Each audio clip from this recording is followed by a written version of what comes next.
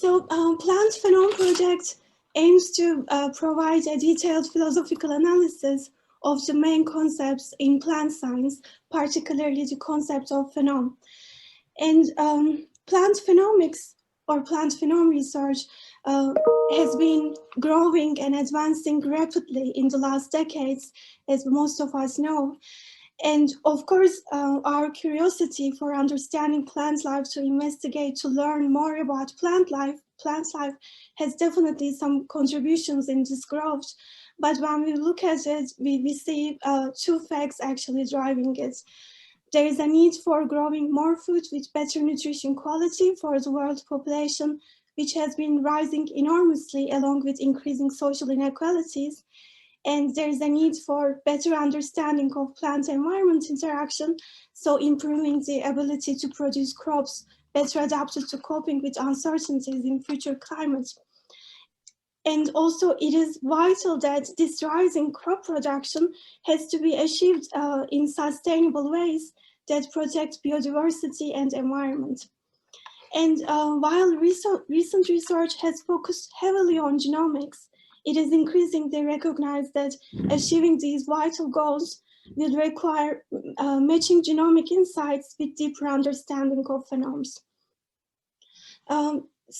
So I want to just very briefly talk a bit on phenomes before starting. When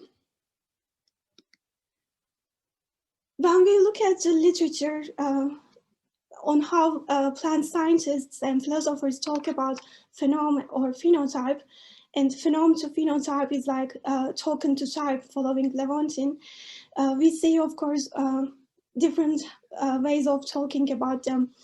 And here are some quotations. So phenome is the expression of the genome as traits in a given environment.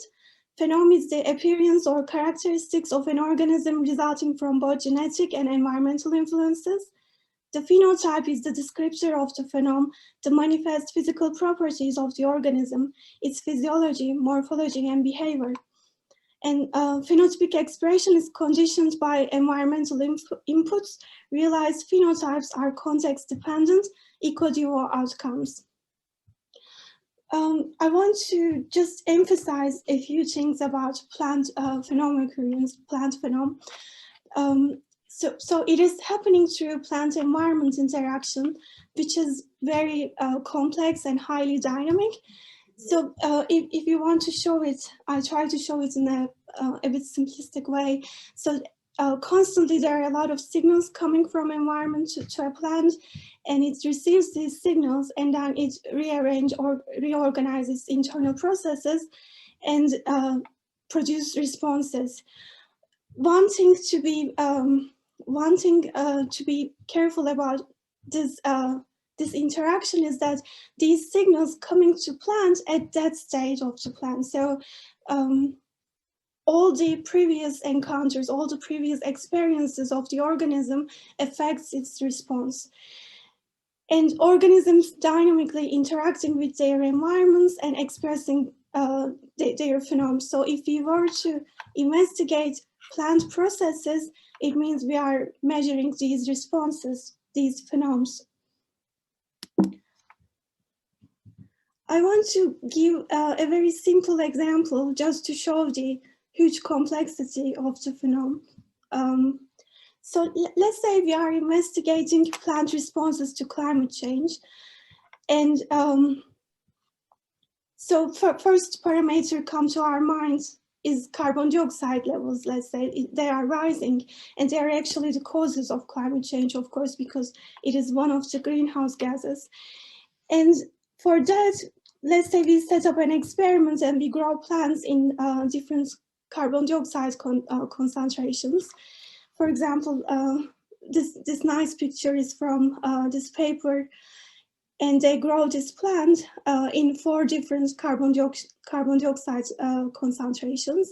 And just one thing to notice, they apply current concentration at 350 ppm, but today I think it's around 410, because this paper is, of course, in 1995. And another thing to be noticed that this plant is a C3 plant, because if it was a C4 plant, the story would be very different. And in fact, in this paper, they are comparing C4 and C3 plants. But this plant is C3 plant, and C3 plants, when there are more carbon dioxide around their leaves, they tend to do more photosynthesis, because their enzyme rubisco get more carboxylation, so photosynthetic levels increases. So then plants get a bit bigger. But this is only the initial response. And since we want to understand plant responses to climate change, we would think about other parameters that are changing with climate change, which would be temperature, radiation, water availability, salinity, nutrient availability. And of course, all these would also affect all the other organisms, including plant microbiota, which would further affect plants. So then we would investigate each of these parameters, maybe in different degrees, and also combinations of these parameters, because we know that in different locations in the world, those parameters are changing in different combinations. And one example is that we did this experiment about 6 years ago. We were investigating elevated carbon dioxide and magnesium deficiency effects on wheat plants. And we saw that young wheat plants show an increase in shoot and root weight if they grow in elevated carbon dioxide conditions. Whereas if the growth condition involves both elevated carbon dioxide and magnesium deficiency, those plants are more stressed than the plants that are growing magnesium deficiency and ambient carbon dioxide. So I put this here just to show how combinations of factor changes affect plant phenom enormously.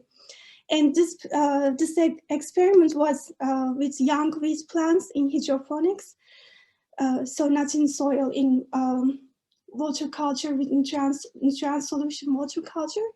So if we were to probably measure those phenotypic traits at later stages of those plants, we would most probably get different results.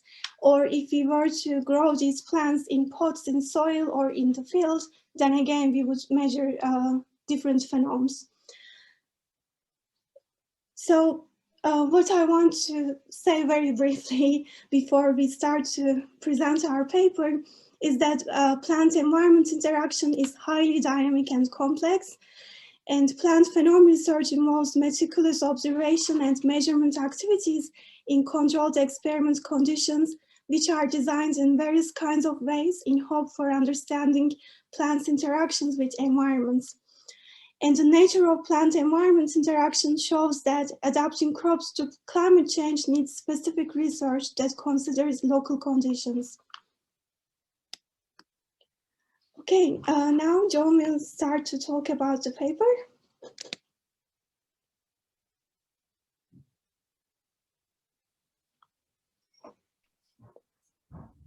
Right. Thank you, Özlem. That was nice. Okay, so we're going to talk about individuality and a cognitive physiological approach to the same. I'm going to actually start off, perhaps, yeah, we can go to the next slide.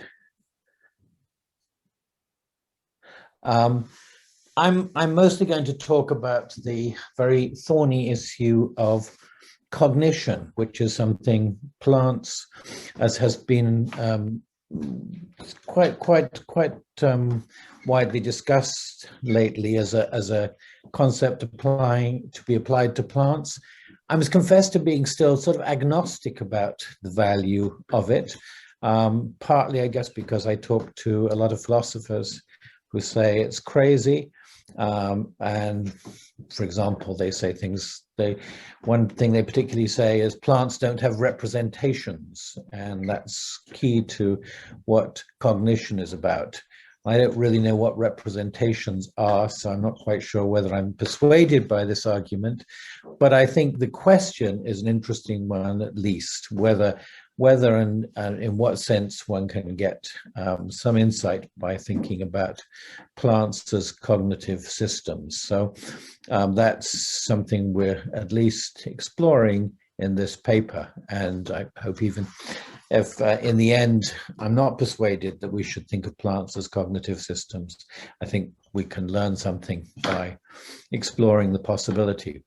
So, so I guess one way I think of it is on this slide is there's a middle ground that one has to look for in this project, and two obvious kinds of dangers. And one is that one can be, it's very easy to be totally zoocentric. It's probably quite easy to be anthropocentric talking about cognition, but it's certainly easy to assume that it's something that animals do, and anything else only by courtesy is described as cognitive. And of course, once one does that and one says, well, a little picture on the bottom, plants don't actually have brains, and so they're not really like animals, and animals have cognitive systems because they have brains. So that's not, a really very interesting way to go. But clearly, that just, sort of rejects the whole project at the outset in a not very exciting way. But at the other extent, and what critics of cognitive views of plants will say as well, if you are too far away from the paradigms being animals, then applying cognition, you don't really gain anything. Why not just describe the plants themselves? So I mean, one can describe the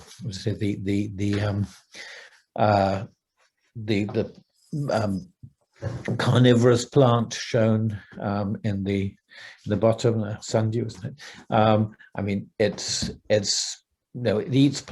eats insects, which lots of animals do, but perhaps in a way that is really sufficiently different that it would be better just to describe it without worrying about how similar this plant is to a spider. It doesn't look much like a spider, doesn't catch insects in a very similar way, and probably doesn't even digest them in a very similar way. So I think the way to start rather is to see if we can find a very general description of cognition and wonder whether plants come close at least, or perhaps go all the way to meet these conditions. Go next slide. So what would be a kind of minimal, and minimal doesn't mean not much cognition. I mean, my minimal cognition sort of fairly stupid. What I mean is the minimal conditions for being cognition of any kind. So a kind of abstract view of cognition. And one way, a starting point is that cognitive processes are processes through which an organism produces actions, whatever those are, but I guess we have a good intuitive sense, appropriate to the condition of a variable environment. Now, obviously, this is not sufficient. So, for example, adjusting one's temperature through perspiration might count as this, though perhaps perspiring isn't an action when we look a bit more closely at what that means. Now we have to, I think, to get a little closer. So this is sort of starting at the minimally zoocentric end. I think to produce some value from the analogy with animals or the similarities, we have to go a lot closer to the zoocentric and look at what it is about animal cognition, or some description of animal cognition at least, that presents the features for which we want to find analogues if it's going to be useful to think of plants in cognitive terms. And we propose the following kind of ingredients to a cognitive system: perception of some kind, which is, again, some kind, and excuse the vagueness, but this just reflects the abstract level which I'm trying to think of this: a systematic response to features of the environment. So by response, I obviously don't yet mean action. I just mean something changes in the system in a way that depends systematically on some aspect of the environment. Probably it's important to have some kind of memory, i.e. some trace that perceptions leave that affects the kind of actions that are produced in the future, and then action, the organism behaving, and behaving maybe is not getting us very much further than action, but we again have a pretty good, I think, intuitive sense of what this is in a way appropriate to its goals. And of course, we're pretty used to the idea that, you know, central aspect of the goals of an organism are survival and reproduction. And just two caveats, of course, in the case of plants, growth and reproduction are not distinguishable in the simple way that they often are in animals. So growth would seem clearly to be a relevant goal for many plants. And also, I guess, as we get up nearer the human end of the scale, we don't want to have quite such a reductive view of action. But these, I think, are the kinds of survival and reproduction and growth would be, I think, sufficient for our present purposes. Next slide. So here's the question, which in some ways frames our particular present concern, which is, as you recall, started with the question about individuality. And I think anybody who's concerned with the philosophy of plant biology will be aware of the way that the rather central role plants have come to occupy in debates about biological individuality, the nature of organisms, and so on. A question of where cognition lives, what kind of thing a cognitive system is. And of course, this presents fascinating questions in plant biology because plant individuality is often much harder to pin down than is the individuality of animals. So with animals, even if we can worry a lot about the relations of animals to, say, symbiotic microbes, and whether the microbes are strictly distinct from the animals that they live in, but plants, because of their complicated growth patterns, have raised, in a sense, much more fundamental questions about individuality. So famous cases of the great big aspen forests. Is that one individual, or is that many individuals, and for what purposes? And then, of course, this raises the question, if we think of plants as cognitive, what is the agent? What are the boundaries of the agent that is displaying the cognitive activity?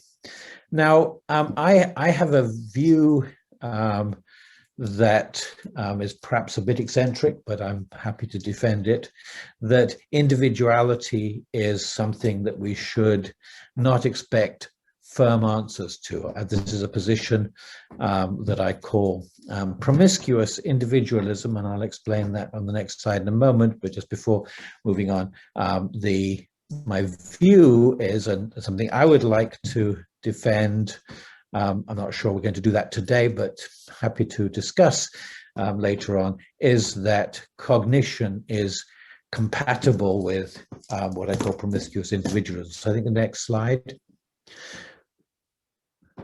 So what is this? Some of you will know that for a very long time, I've been defending a view called promiscuous realism with regard to kinds, to the divides between different kinds of things in nature. And basically, the thesis is that, contrary to a very traditional philosophical view that what kind of things there are is just a fact about the world that's immediately evident to, or not immediately evident, but that it is part of science to discover. And we encounter entities in the world, and we explore them and try and find out what makes them entities of the kind they are. Every entity has one kind to which it belongs. These kinds have essences and so on. There's a whole set of views, essentially kind of often centered around the idea of a natural kind. And a paradigm for natural kinds would be the periodic table of the elements, where science has come up with the right way of dividing things up. And now we've got it. We can find any chemical, and actually turns out we have to break it down into elements to find out the real natural kinds, and then with their actual natural kinds of molecules at a higher level, and so on.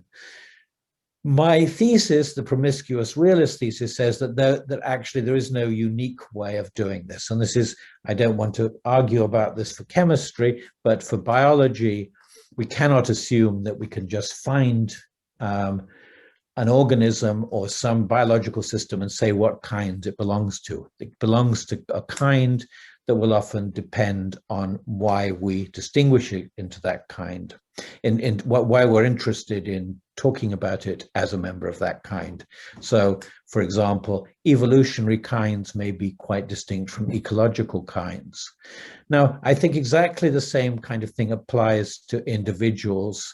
And much of the debate about biological individuals arose from the realization of the importance and ubiquity of symbiosis, and people asking, is a lichen one entity or thousands of entities, or two or whatever?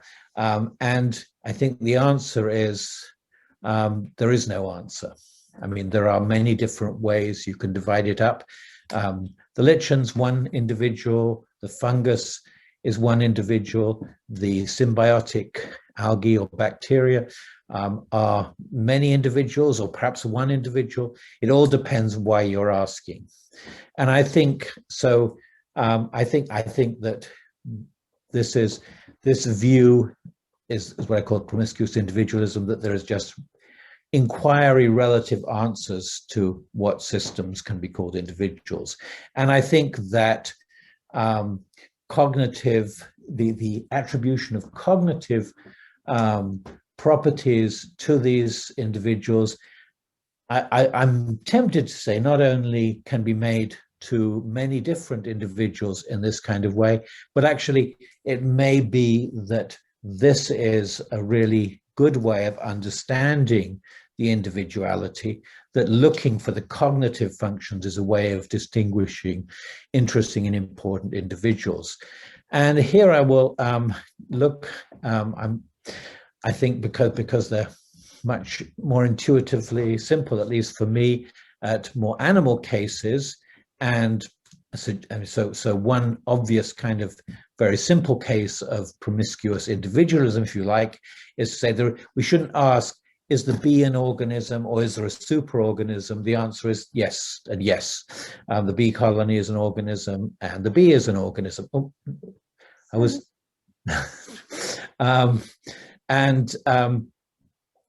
So there's...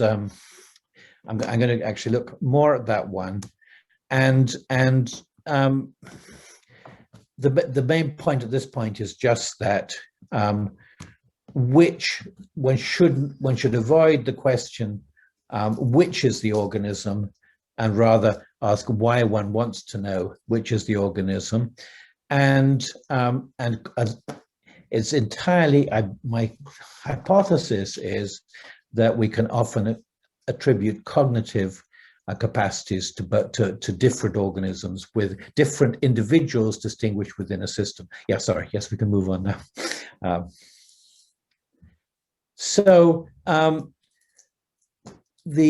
Another central topic to this talk, which I think Özlem is going to pick up, is to think of coordination as a function for organisms of all kinds. And within systems where we're looking for individuals, we can see certain aspects being coordinated in various ways.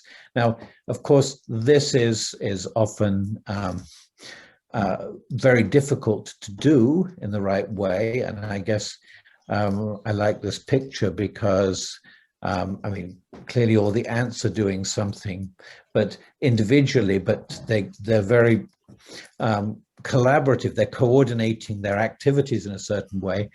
Would one want to call this group of ants a cognitive individual? I'm not sure, but it seems at least a reasonable hypothesis. Yeah, we move on. Next slide. But staying with social insects, I think that we can very clearly demonstrate that there are different levels at which it makes sense to talk about cognitive coordination. And in particular, I take it that the sense in which the activity of an individual bee is coordinated cognitively is not controversial. But I think my point here is that very similar things apply to both the bee and the bee colony. Both produce action in response to perceptions that maintain the integrity of their boundaries. Just sort of simple cases just as bees, I don't know if bees maintain their temperature, I know individual bees maintain their temperatures, but certainly many animals do. But bee swarms apparently maintain their temperature by virtue of the bees moving around and changing the shape and thereby the surface to volume ratio of the whole in which they are coordinated. So they are coordinated. The bees are the parts, just as one might say the neurons are the parts of a nervous system that move about, that act to coordinate the whole in ways that are conducive to its survival. Now, there's actually, I picked this example because it extends quite nicely to the more controversial issue for plants of memory. Individual bees have, is somebody possibly?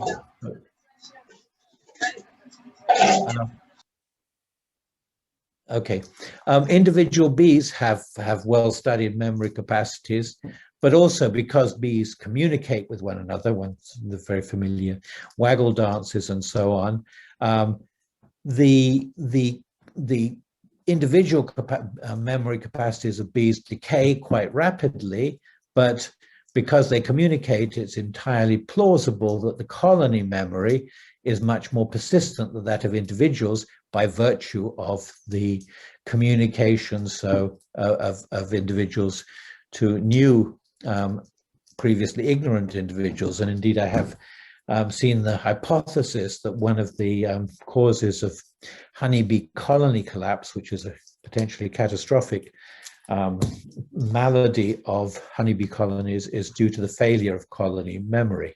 Right? Anyway, I want to just give these examples of ways one might think about cognition as a source of coordination, and as a coordination that can be happening at many levels of organization and on different systems that have different relations to one another, so that one doesn't.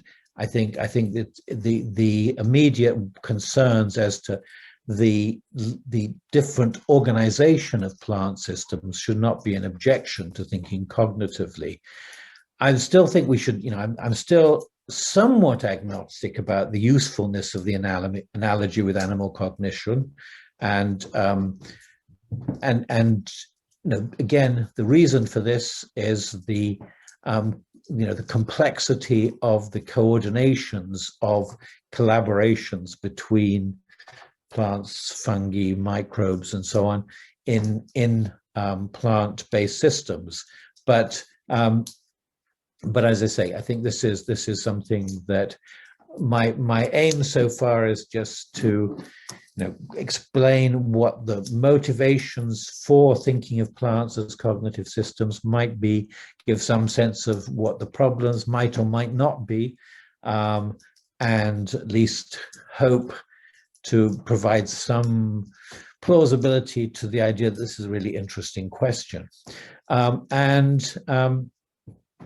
any rate, at this point, The main function of this is to provide some background for some of the more detailed ideas or phenomena that Özlem's going to talk about. So I will hand over to her.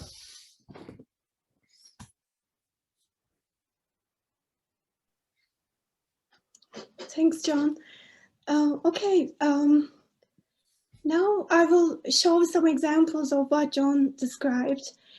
So first, let's think action. And when we think plants' action, two aspects come to mind as their interaction with the environment, of course, and their growth. And when we think plants' interaction with the environment, I think we can see them as active organisms changing their environment. For example, if they sense that, if they perceive that some of the soil properties are not very suitable for them, then they can rearrange their internal processes, and then they can produce certain molecules more, which are to be then released through the roots.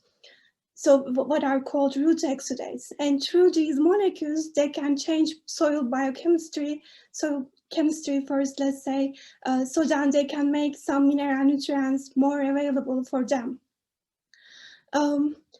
And also, again, through root exudates, through these molecules, they can also promote some certain microbes, or they can suppress some others, so they can regulate their microbiota too. So this active interaction with their environment and with their microbiota. Through this interaction, they kind of regulate their collaborations with other organisms. And of course, the other aspect of plant action is obviously their growth, because it seems like plant growth is like plants' way of kind of moving, because although they don't move around like animals do, they kind of move in the space through their growth. But when we think about plant growth, we see a complicated picture, of course, because they are fantastic organisms, actually. They are modular organisms, so in each module they have this meristem tissue, which can grow into any part of the plant, or if you chop it from there, it may grow into a whole new individual. And they are clonal organisms. For example, some parts of the roots can go up and then produce another tree, like the famous case, as John mentioned, in the case of Pando, a big forest in USA. So these modular nature and clonal nature seems to see plants as individuals even a bit harder, right? But still, we argue we can see maybe plant individuality through their physiology, through their organization in responses to environment. And we argue we can see this through their systemic responses to environmental stimuli, and also their source sink balance regulations, which is happening with many hormones and other signaling molecules. And for example, in this paper, they have this nice picture where they wound this plant, this Arabidopsis plant, in just one part here. And then in seconds, they observe propagation of wounding response molecules in the whole plant. So a local stimulus causing a systemic response in the whole plant in just a few seconds. And this is again from the same paper. Plants do produce systemic responses to all kinds of environmental stimuli, like virus, bacteria, fungi, insects, mechanical injury, as I just showed an example, and abiotic stressors like heat, cold, salinity, highlight, and their own metabolic changes like in sugars, phosphates, and other metabolites. And these systemic responses can also cause an acclimation of the plant to the stressor, which kind of maybe which can be maybe think of like a memory in plants, because they have this information about a previous encounter with a previous environment.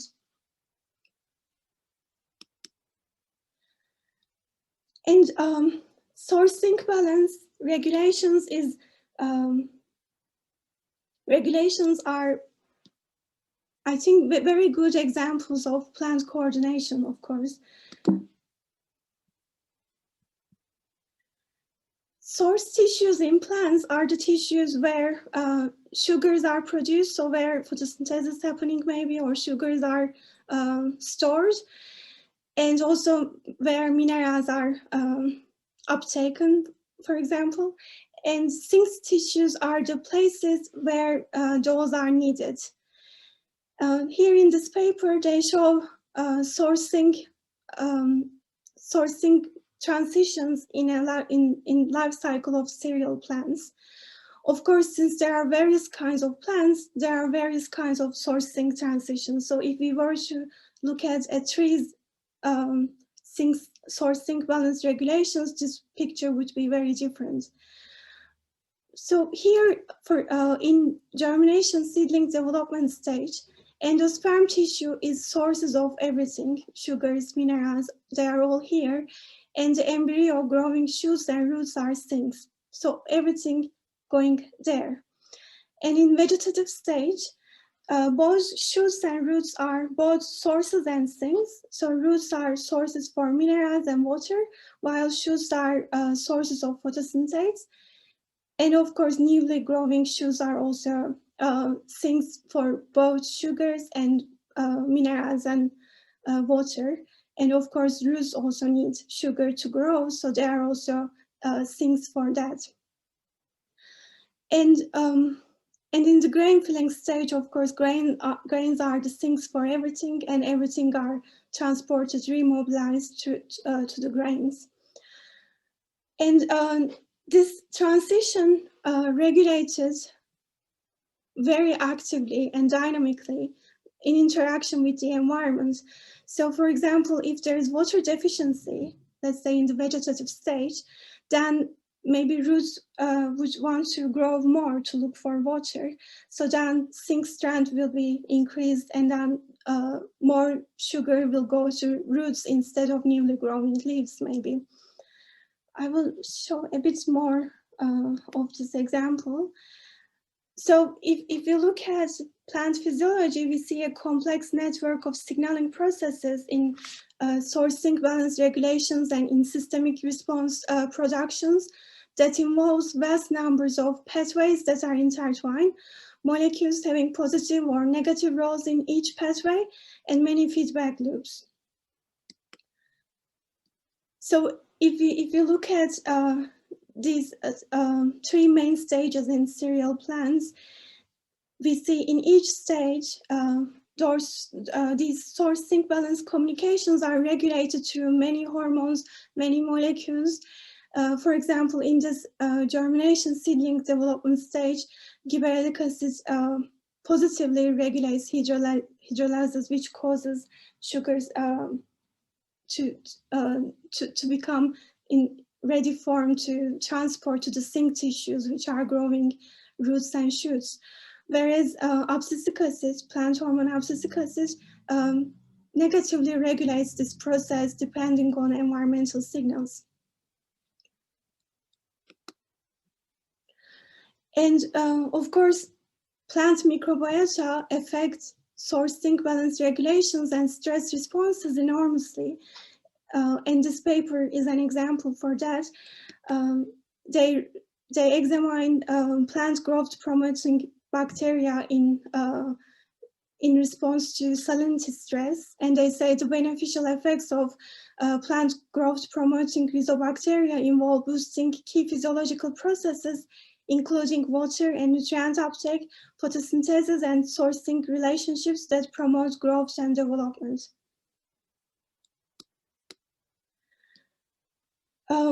So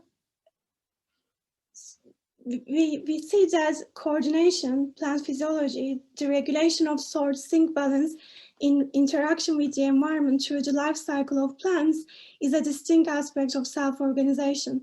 And this balance is actively achieved and continuously regulated in every stage of the development. And this coordination is a central function of plant cognition.